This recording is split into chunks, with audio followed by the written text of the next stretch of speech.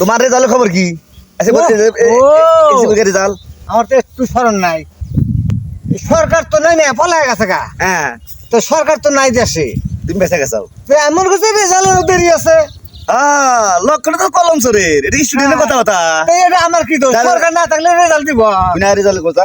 আচ্ছা আমি কাল গেলাম। দেখা হলে ভালো হইলো, আপনি ওখানে জানাছিলেন।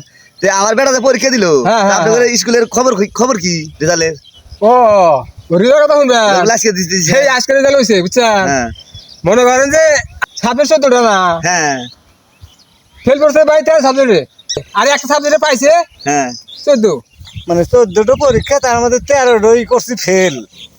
আব্বা শুনলে যে কি করবো, আমার বাইর থেকে নামাই দিব না কি এই। করবো? এই কি তোর রেজাল্টের খবর কি? যাইতেছি, আমি এখনই যাইতেছি। রেজাল্টের খবর তোর রেজাল্ট নিয়ে যা আমার মোটরসাইকেল তো নাম কে থুমকা নাম কি হয়েছে? তুই না আমি কাকে তক্ক দিয়েছি আমি, তুই এই মোটরসাইকেলের যোগ্য না। কে আউস করে কিনছিলাম তো হ্যাঁ। গিফট দেওয়ার জন্য যে পরীক্ষার রেজাল্ট ভালো হবো তো মোটরসাইকেল দিব। হ্যাঁ তুই এই মোটরসাইকেলের যোগ্য না, তুই সাইকেলের যোগ্য না। এই মোটরসাইকেল স্যার তোমার তাহলে কি করবা? মোটরসাইকেল বেশি আলামু তোকে সাইকেলের দেন না, রাখ আমার সঙ্গে বাচ্চা পারা আল্লাহর বেটা শালা জীবনটা শেষ করে দিছে আমার। দেখছে এত আউস করে মোটরসাইকেল কিনছি, বেটা গিফট দিমু যে রেজাল্ট ভালো করবো, মনে ফুটতে জ্বালাবো। ও বাড়ি ভাত খায় বোনের মাছ মোস্তারা, শালার বেটা শালা বেশি আলামু সব।